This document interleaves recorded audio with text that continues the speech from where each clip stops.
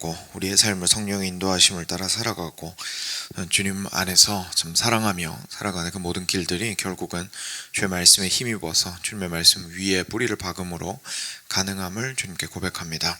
사랑하는 주님, 우리로 주님의 말씀을 항상 묵상하며 거기에 뿌리를 박는 데 애를 쓸 수 있도록 도와주시고 저희들이 거기에 힘쓸 때에 주의 말씀을 통하여 저희로 격려와 또한 새로운 생명과 능력과 위로와 그리고 도전들을 허락하여 주시기를 간절히 간구드리며 스스로의 힘으로는 깨달을 수 없는 것들을 주의 말씀을 통하여 새롭게 깨닫게 하여 주시고 죄로부터 돌이키게 하시며 올바른 삶을 살아갈 수 있도록 하여 주시기를 간절히 간구드립니다. 지금 그 안에서 저희가 주님의 말씀을 통하여 얻는 기쁨이 넘치도록 하여 주시고 세상 어디에서도 얻을 수 없는 만족감이 오늘을 살아가게 하시기를 주의 말씀을 통하여 그 기쁨을 얻게 하시기를 간절히 간구드립니다. 감사하며 사랑하는 우리 주 예수 그리스도의 이름으로 간절히 기도드렸습니다. 아멘. 네, 에스겔 20장입니다.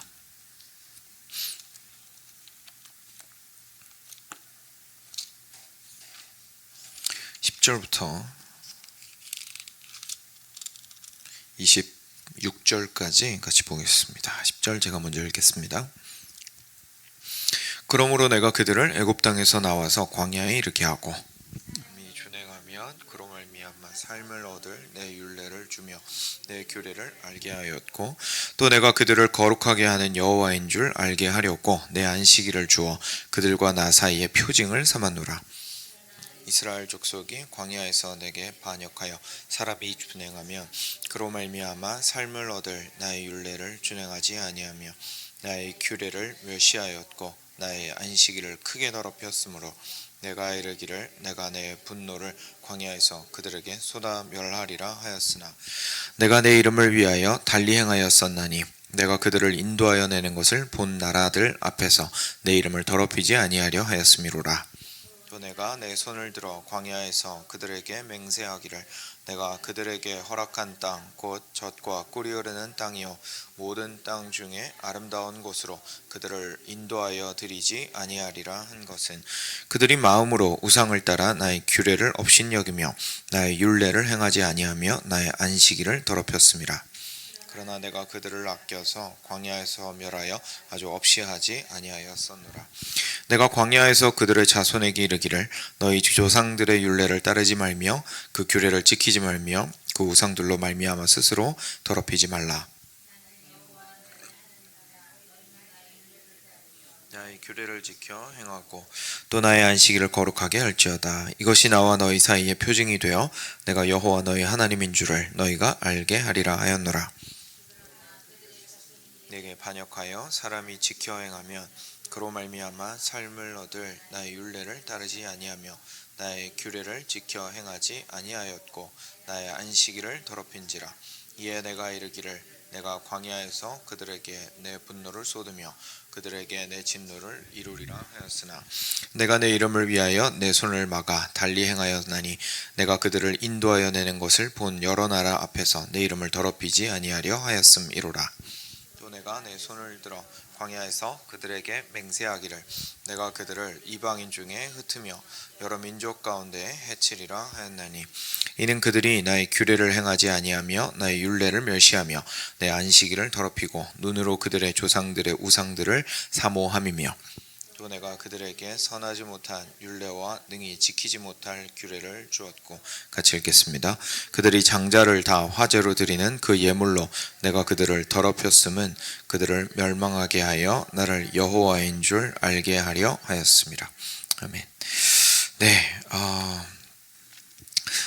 이제 이스라엘 백성들을 향해서 하나님께서 다시 한번 우리 에스겔 선지자 그리고 제사장을 통해서 그동안 이스라엘 백성들이 어떻게 하나님께 계속 반역을 해왔고 그리고 하나님께서 그 반역한 이스라엘들에게 어떻게 행하셨는지를 좀 기억하게 하시는 말씀입니다.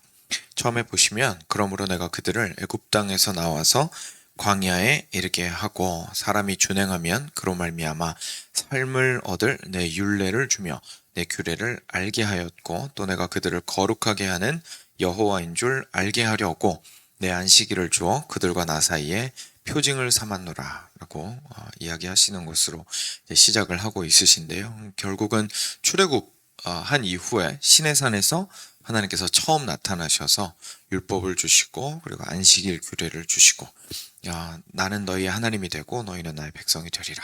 그래서 내가 거룩하니까 너희도 거룩하여야 하고 그리고 나는 계속 너희들을 그렇게 거룩하게 만들어 나갈 거다. 그리고 너희가 이 법을 따르면 너희가 삶을 얻을 것이다. 생명을 얻게 될 것이다. 라는 것을 이제 말씀하였던 것을 이제 기억하게 하시는 겁니다. 다시 말해서 어떻게 보면 이스라엘 백성들의 첫 시작점이었죠. 그런데 바로 13절에 그러나 이스라엘 족속이 광야에서 내게 반역하여 하면서 이제 이스라엘 백성들이 계속 하나님께 반역하고 말씀 따르지 않고 했던 모습을 말씀하십니다. 그러면서 사람이 준행하면 그로 말미암아 삶을 얻을 나의 율례를 준행하지 아니하며 규례를 멸시하였고 안식일을 크게 더럽혔으므로 하나님께서 내 분노를 광야에서 그들에게 쏟아 멸하리라 라고 말씀을 하셨는데 거기서 14절에 내가 나의 이름을 위하여 달리 행하였었나니 그러니까 진멸하지 않고 살리셨다는 얘기죠. 왜냐하면 내가 그들을 인도하여 내는 것을 본 나라들 앞에서 내 이름을 더럽히지 아니하려 하였음이로라. 왜냐하면 하나님께서 이스라엘을 다 멸망시키시면 주변 나라에서 하나님을 보고 그 상황을 보고 이스라엘 백성들이 멸망하는 걸 보고 결국은 하나님을 욕하게 되겠죠. 뭐 별거 없네. 여호와 하나님이라고 얘기하면서 막 이집트에서 저 수십만 명을 데리고 나온 거 보니까 대단한 분인 줄 알았는데 저렇게 자기가 끌고 나온 백성도 제대로 유지도 못하고 저렇게 다 죽어버리는구나. 별거 없네. 그죠? 이렇게 말할 것이었기 때문에 하나님께서는 자기 영광을 위하여서 그 이스라엘 백성들을 끝까지 붙들고 계셨다라고 이제 말씀하시는 부분입니다. 근데 같은 상황이 안타깝게도 계속 반복이 됩니다. 그래서 15절에 또 내가 내 손을 들어 광야에서 그들에게 맹세하기를 내가 그들에게 허락한 땅, 곧 젖과 꿀이 흐르는 땅이요 모든 땅 중에 아름다운 곳으로 그들을 인도하여 드리지 아니하리라 한 것은 이들이 마음으로 우상을 따라 규례를 업신여겼고 율례를 행하지 않고 안식일을 더럽혔기 때문이다 라고 얘기하십니다. 그래서 광야에서도 약속의 땅으로 원래 들어가려고 데리고 나온 거잖아요. 그런데 너네는 안 되겠다. 약속의 땅을 기업으로 받을 자격이 없다 라고 하셨죠. 그래서 결국 어떻게 됐습니까? 1세대가 다 멸망을 했습니다. 그래서 출애굽 2세대 어떻게 보면 출애굽 상황을 직접 경험해보지 못한 아니면 그때에 굉장히 어리기만 했었던 그런 사람들만 남고 나머지는 다 물갈이가 됐습니다. 그리고 그 새로운 세대를 데리고 하나님께서 가나안 땅으로 데리고 들어가시죠. 심지어 모세도 같이 못 들어갔죠. 그래서 여호수아가 모세를 이어서 데리고 들어간 그 이야기를 지금 하고 계신 겁니다. 그리고 나서 이제 하나님께서 여기에서 동일한 말씀을 계속해서 주셨는데 21절에 보니까 그러나 라고 하면서 이제 또 똑같이 이 사람들이 하나님께 불순종하였던 것을 이야기를 하고 있으십니다. 그러니까 약속의 땅에서 정착을 하고 난 이후에도 별반 달라진 것이 없었다는 거죠. 이스라엘 백성들이 계속 하나님께 반역하고 죄를 지었던 것에 대해서 하나님께서 말씀하십니다. 그래서 25절에 보시면 이제 오늘 마지막 부분인데요. 25절에 보시면 또 내가 그들에게 선하지 못한 율례와 능히 지키지 못할 규례를 주었고 그들이 장자를 다 화제로 드리는 그 예물로 내가 그들을 더럽혔음은 그들을 멸망하게 하여 내가 나를 여호와인 줄 알게 하려 하였습니다. 라고 말씀하시는데요. 이게 무슨 말이냐면 여기서 나오는 25절이 내가 그들에게 선하지 못한 율례와 능히 지키지 못할 규례를 주었다라는 게 하나님이 주셨던 율법이 이렇다는 뜻이 아니고요. 하나님께서 바벨론의 율법 아래에 이스라엘 백성들을 내어주셨다라는 뜻입니다. 그러니까 바벨론의 율법은 하나님의 율법과 달라서 하나님의 율법은 생명을 주는 율법이었는데, 그죠? 근데 바벨론의 법률은 그냥 선하지 못한 율례이고 능히 지키지 못할 규례라는 얘기입니다. 그리고 거기에서는 오히려 자기 아들들을 예물로 바쳐야 되는 굉장히 끔찍한 그런 제사들을 드리는 그런 이방 종교에게 하나님께서 이스라엘 백성을 그냥 맡겨버리셨다라는 뜻입니다. 그래서 하나님께서 이 모든 과정들을 주관하고 계시다라는 것을 지금 말씀하고 계신 겁니다. 하나님이 힘이 없어서 바벨론한테 져가지고 바벨론의 신이랑 싸웠는데 하나님이 져서 이스라엘 백성들이 거길로 넘어간 것이 아니라 하나님께서 오히려 그냥 내어주셨다라는 얘기입니다. 너희들 어차피 내 법도 별로 그렇게 중요하게 생각 안 하잖아. 내가 생명을 주기 위하여서 준 율례를 너희들은 업신여겼잖아. 별로 그렇게 중요하게 생각하지도 않는 제사였잖아. 별로 그렇게 소중하게 여기지 않았던 안식일이었잖아. 그럼 뭐 어차피 너희가 소중하게 여기지 않았으니까 어디 한번 바벨론 신 아래에서 살아보거라 라고 하면서 어떻게 보면 원하는 상황으로 그냥 내어두셨다라는 말씀이죠. 그런데 거기에서 이스라엘 백성들은 너무 크게 고생을 하게 되었고 지금 에스겔 때에는 이제 그 고통 한복판에 있는 중입니다. 아직 끝나지 않았죠. 계속 이제 이스라엘 백성들은 여전히 바벨론에 잡혀가 있는 상태고 거기에서 계속 포로로서 이제 회복을 기다리고 있는 상태였습니다. 이렇게 이제 하나님께서 이스라엘 백성들한테 지금 현재 너희가 처해 있는 이 끔찍한 상황, 이방 땅에서 고생하고 있고 이스라엘 땅에서 남아있는 사람들도 여전히 고전하고 있는 이 어려운 상황이 왜 생겼는지 좀 기억하게 하시려고 이런 말씀을 하시는 겁니다. 그런데 오늘 말씀을 통해서 저희가 좀 깊이 있게 묵상하기 원하는 것은요. 하나님께서 이스라엘 백성들의 잘못에 대해서 오늘 말씀 잘 보시면 몇 가지를 반복해서 계속 얘기하고 계신 걸 볼 수가 있습니다. 같은 얘기가 계속 나옵니다. 그렇죠? 그러니까 결국 같은 내용을 이스라엘 백성들이 계속 어겼다라는 얘기인데 맨 처음에 보시면 13절에 나오죠. 그러나 이스라엘 족속이 광야에서 내게 반역하였는데 어떻게 반역했을까요? 첫 번째가 사람이 준행하면 그로 말미암아 삶을 얻을 나의 율례를 준행하지 않았고, 두 번째는 규례를 멸시하였고, 세 번째는 안식일을 크게 더럽혔다라고 말씀하십니다. 그러니까 하나님께서 율례와 규례를 주셔서 결국 하나님의 뜻대로 살아가게 하시고 그리고 생명을 주기를 원하셨습니다. 그래서 12절 한 절 앞에 보시면 여기 뭐라고 나오냐면 내가 그들을 거룩하게 하는 여호와인 줄 알게 하려고 안식일을 주었다라는 말씀을 하시거든요. 지난주 말씀 혹시 기억하시겠지만 하나님께서 우리에게 의롭다고 하신 것은 그냥 의롭다고 하시고 끝내려고 하신 것이 아니라 그게 시작입니다. 의롭다고 먼저 하시고 그 다음에 계속 의롭게 만들어 나가시겠다라는 얘기입니다. 이스라엘 백성들에게서도 그게 이제 정확하게 드러나는 겁니다. 처음에 이스라엘 백성들을 이집트에서 끄집어낸 것은 니들 맘대로 살아라 이제는 라고 말씀하신 게 아니라 그게 칭의랑 마찬가지인 겁니다. 끄집어내서 아직은 엉망진창인데 이스라엘 백성이 끌어안고 내가 갈 테니까 너희들은 내 뒤에서 꼼짝 말고 따라오고 내 뜻을 따라서 거룩하게 살아가자. 내가 너를 정말 거룩하게 만들고 싶어서 끄집어낸 거니까 나의 백성 삼고 싶어서 데리고 나온 거니까 우리 같이 끝까지 가자. 포기하지 말자. 그러니까 내 뜻 잘 듣고 순종하고 가보자 라고 얘기를 하셨던 거죠. 그걸 위해서 하나님께서 율례를 주시고 규례를 주시고 안식일을 주셨다라는 얘기입니다. 근데 이스라엘 백성들이 처음에 하나님의 구원의 손은 잡았습니다. 그렇죠? 물에 빠졌을 때 구원해주는 사람 손은 잡은 거예요. 잡고 빠져나왔는데 그리고 나서는 자기 마음대로 살겠다 이거죠. 목숨을 건진 다음에는 내가 원하는 대로 하겠다 이겁니다. 그래서 하나님 저희들도 자유가 있고 의지가 있으니까 주변의 백성들이 하는 대로 좀 누리면서 살아보렵니다. 왜 당신은 이렇게 이러지 말고 저러지 말고 주변 백성들을 자꾸 본받지 말라고 하십니까? 따라가기가 힘듭니다. 라고 하면서 그냥 옆으로 샜다라는 얘기죠.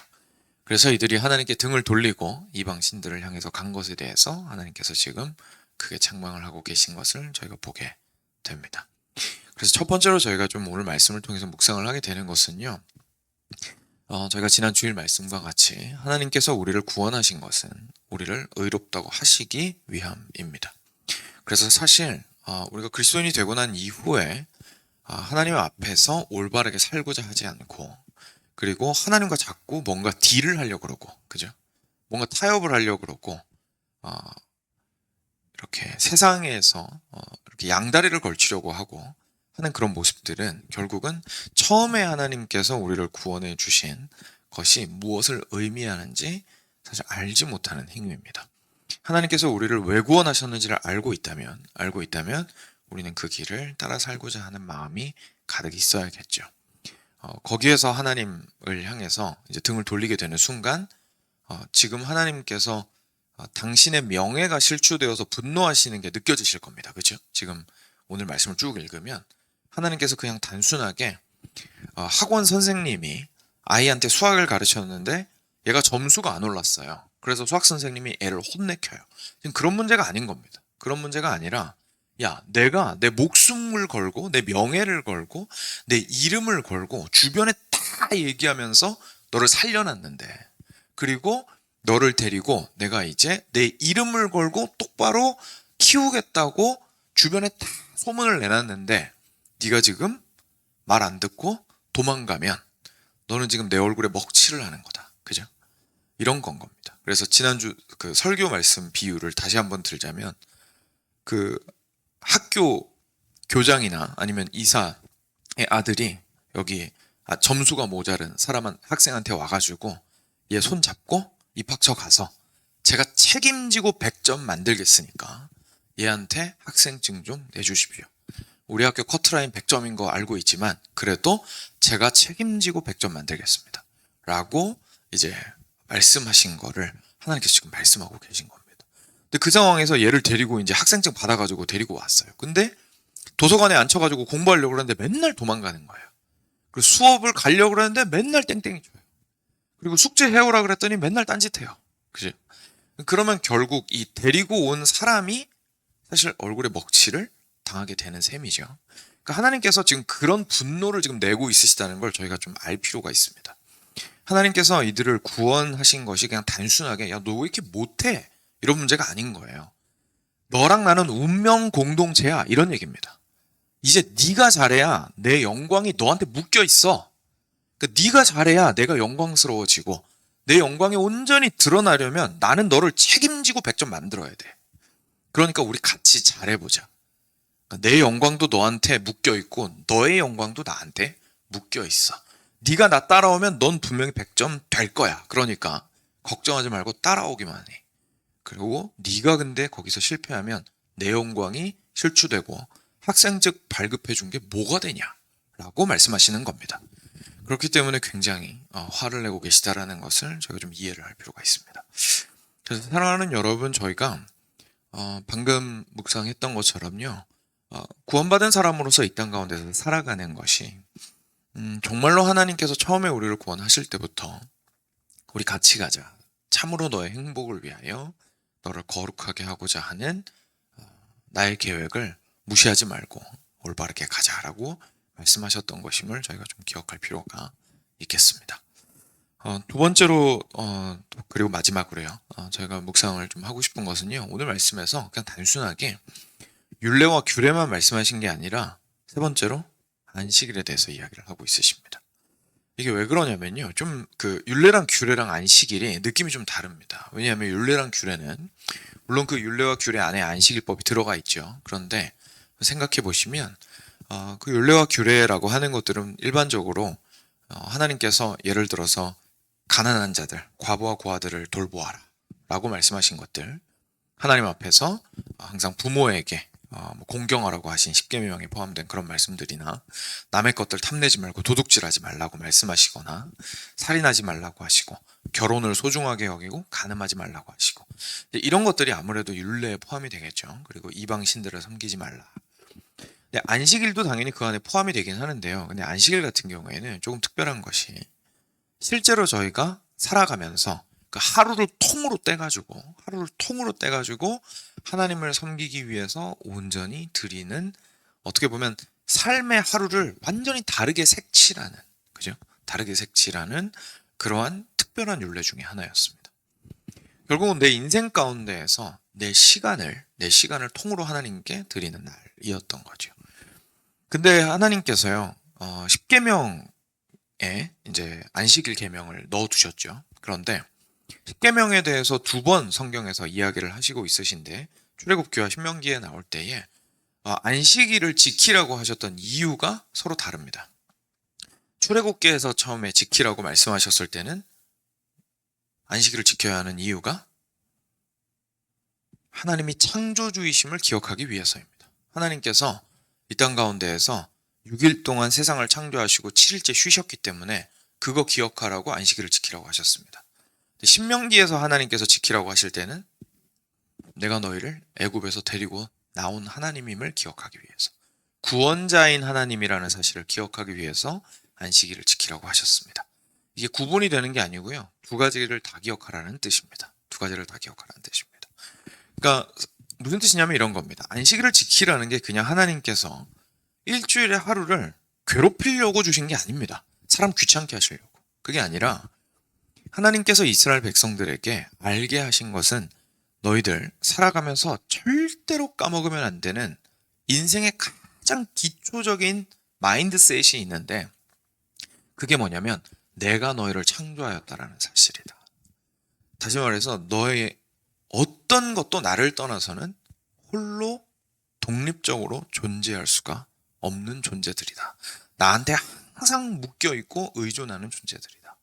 그리고 두 번째로는 단지 너희가 창조만 된 것이 아니라 죄 가운데 빠져서 죽을 수밖에 없었는데 내가 너희에게 생명을 준, 새로운 생명을 준, 너희들을 애굽에서 데리고 나와서 나의 백성을 삼은 나와 특별한 관계 가운데로 들어오는 사람이라는 사실을 너희들 절대 까먹으면 안 된다. 그러니까 이 안식일법을 지키라는 것이요, 내가 법을 줬으니까 순종해라 이런 뜻 이상의 의미입니다. 안식일을 지키는 건 내가 누구인지에 대해서 항상 확인하는 작업입니다. 아, 나는 하나님이 창조하셨구나. 아, 나의 부모가 내 인간 부모 이전에 하나님이시구나. 아, 내가 이 땅 가운데서 죽을 수밖에 없는 존재인데 오늘 나를 숨쉬며 살아가게 하시고 생명을 주신 하나님, 그리고 하나님 안에서 거룩함으로 행복하게 하신 하나님, 하나님 바깥에서 살 수 있었는데 하나님 안에서 주님과 깊은 기쁨의 교제를 누리게 하면서 살 수 있도록 커다란 은혜와 자비를 베풀어 주신 하나님, 죄를 용서하시고 나를 의롭다 하신 하나님, 아, 그분 때문에 내가 오늘 살고 있구나 라는 이 두 가지를 항상 기억하라고 안식일을 주셨다라는 사실을 저희가 깨닫게 됩니다. 신약에 와서 안식일은 없어졌습니다. 근데 안식일이 없어진 게 필요 없어서 없어진 게 아닙니다. 예수님께서 그 안식일법을 완성하셨기 때문에 안식일이 없어졌습니다. 그 말은 무슨 말이냐면, 완성하셨다라는 뜻은 무슨 말입니까? 더 확실해졌다라는 얘기입니다.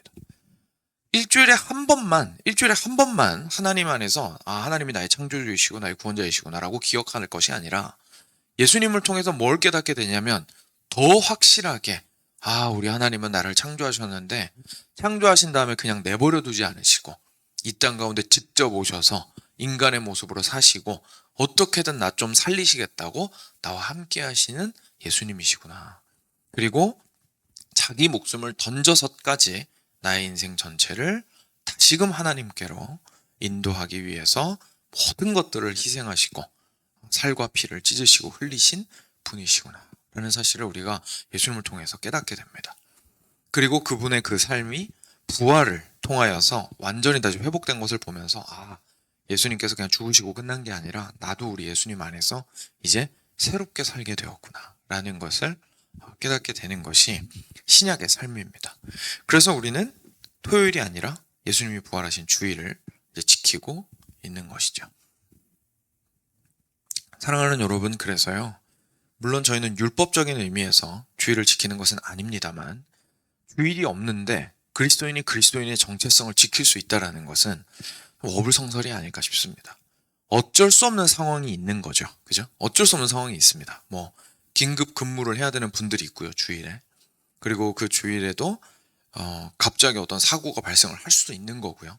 그러니까 긴급한 일들이 있을 수 있거나 아니면 어쩔 수 없는 일들이 분명히 있을 수는 있습니다. 근데 만약에 우리가 구약시대에 살고 있었으면요, 그런 긴급한 일들 때문에도 안식일은 어기면 안 되는 겁니다. 그때는 무조건 지키는 겁니다, 토요일을. 네. 그래서 어떤 일이 있어도 목숨 걸고 지켜야 하는 것이 안식일이었습니다. 그래서 지금은 상대적으로 그것에 대해서 자유로울 수는 있습니다만 절대로 그것이 주일의 의미를 약화시키지는 않습니다. 우리가 주일날 결국 하게 되는 것은 또 내가 가서 그냥 가야 되니까 해야 되니까 이게 아니라 정말로 내가 누구인지를 확인하는 시간이고, 그것을 하나님 앞에서 하나님과의 관계를 다시금 확인함으로 깨닫게 되는 시간이고, 그리고 그냥 내 머리로 깨닫는 것이 아니라 실제로 예배 가운데에서 주님의 임재 가운데 주님의 큰 은혜를 받아 누림으로써 그러한 정체성을 확인하는 시간입니다. 그렇기 때문에 이 주의를 중심으로 해서 저희가 삶을 만들어 나가는 것은 참 소중한 신앙생활의 방식입니다. 그렇게 우리 모두가 참 기쁨으로 그 주의를 맞이했으면 좋겠고요.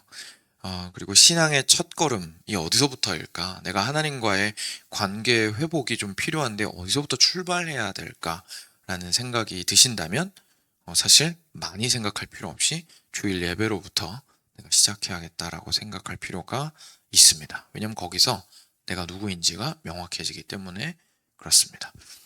그래서 오늘 특별히 하나님께서 에스겔 선지자를 통해서 율례와 규례를 지키지 않고 업신여긴 것에 대해서 책망하셨을 뿐만 아니라 안식일을 업신여긴 것에 대해서 굉장히 크게 책망하고 계신 것을 저희가 좀 기억을 하면서 저희의 삶이 과연 어디에 뿌리를 받고 있고 어디서부터 출발하는지를 다시 한번 기억하시는 귀한 시간 되시기를 간절히 축원드립니다.